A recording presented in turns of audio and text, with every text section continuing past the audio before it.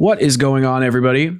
My name is Alex, and today I'm going to talk a little bit about EA and kind of this reflection on the gaming industry as a whole. So let's just kind of talk about it. This article came out a little bit ago in this month, but I haven't really heard anybody talking about it. And obviously you can see in the title, it says Electronic Arts is getting killed by mobile gaming, this investor says. And then we can see Fortnite from E3. This was the setup that they had last year.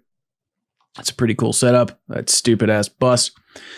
Last year, EA and other gaming stocks got smashed by the Fortnite juggernaut, which virtually came out of nowhere and left traditional console-based game makers in the dust. What's the way forward from EA? If you can't beat them, join them, says portfolio manager Kim Bolton of Black Swan Dexteritas. I have no idea what that is. Who sees a gaming industry in transition. And I think that's the big thing here, is it's right here in who sees a gaming industry in transition, because we keep seeing these companies try to come out with these bigger and better titles while trying to take console gaming to this like mobile games as a service idea. And it's not working, and everyone's pissed all the time about these games. So it's weird, to say the least. So Kim Bolton talks about owning some EA stock, and they had a great run from the mid 2017 to mid 2018s. But there's been a movement within the whole gaming industry to go away from hardware and PC into mobile. And a lot of these companies like Take-Two, EA, Activision, Blizzard are in transition, and you can see it reflecting in the stocks. And that's a big thing right there. We keep getting, like I just said, we keep getting these games delivered and they suck, and then their stocks go down. I mean, Black Ops 4 gave us a game. This was the game that really broke my heart, I think, and it took me... It kind of shattered my illusion of Treyarch and what they could do when they delivered a half-baked game. I know what happened with Sledgehammer in World War II. I know it's happened with Destiny. And I don't think that these game developers can deliver on what they're promising us. And they're basically shooting themselves in the foot by over-promising what they're trying to do. And like this lady's saying, you can see it reflecting in their stocks. EA has been on a spectacular run for a good half decade, gaining more than 1,200% between mid-2012 and mid-2018. Then the roof caved in and the stock dropped from a high $151.26 in July of last year to a slow $73 by late December. That's a big fucking drop. Like the rest of the tech sector, the stock has climbed in 2019, currently sitting up 16.5% year to date. All figures in US dollars. Okay, whatever.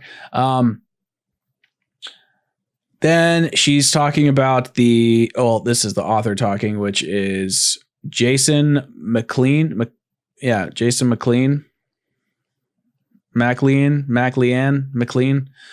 So in this next paragraph right here, basically talking about EA going up against a free-to-play game like Fortnite and still coming in short.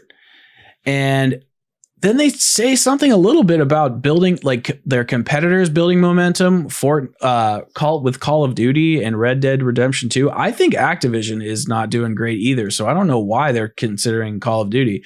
If you noticed, you see Fortnite is free-to-play, and you see Red Dead is a single-player campaign game.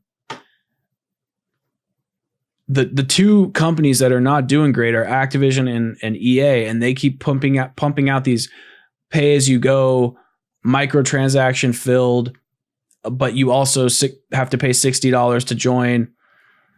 It doesn't really make any sense. It's like maybe they just can't transition quickly. Like we keep wanting them to jump in bed with this free-to-play idea is if they're going to do games as a service.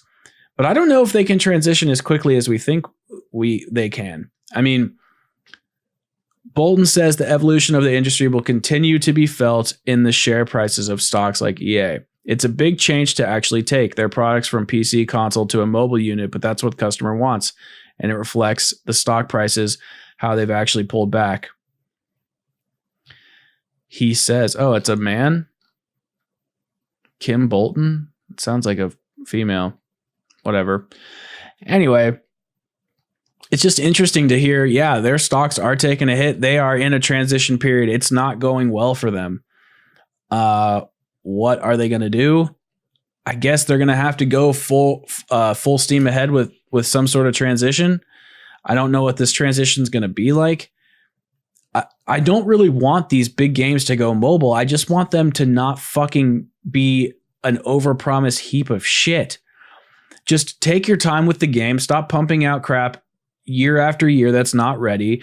I know the incident with BioWare is it's actually not unique. It's just the worst of what we've seen. It happened with Red Dead Redemption 2 where they were overworked and stuff, but they ended up taking their time and making a great game. With Call of Duty, they just for some reason decided to make their game debut early, probably in competition with Red Dead, and then the game suffered from that. So these games, while they may sell a ton at the beginning, they have no player retention. And if you can just have some free-to-play game in your pocket and jump on every day and play for 10 minutes, well, that's fucking better retention than they have now.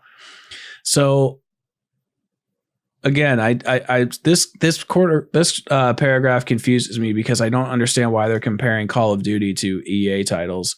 Maybe EA is doing a little worse than Activision, but Call of Duty isn't really, holding fans together, not like Apex is. Even though one could argue that Apex is also doing poor. I just think that the free-to-play model has to be for games that are games as a service. But I have no problem paying Red Dead Redemption 2. I have no problem paying $60 for Red Dead Redemption 2 since it's a complete title. But it's a single-player story, open world game. I mean, it's a totally different take. So I'm interested to see what this change is going to be, what this transition really is. Are they going to have to swallow their pride? I'm not really sure.